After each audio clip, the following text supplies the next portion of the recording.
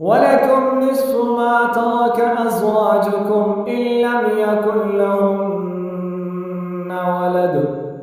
فإن كان لهن ولد فلكم الربع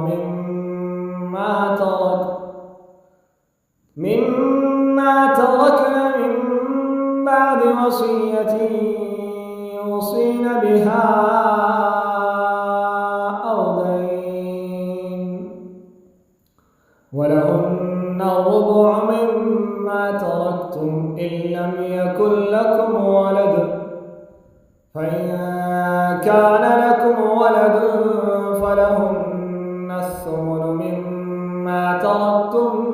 من بعد وصية توصون بها أو دين. وإن كان رجل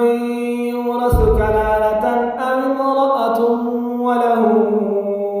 أخ أو أخت فلكل واحد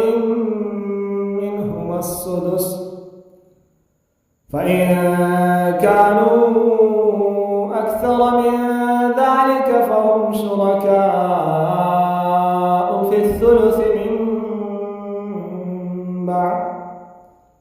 من بعد وصية يوصى بها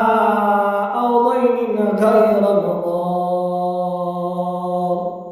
وصية من الله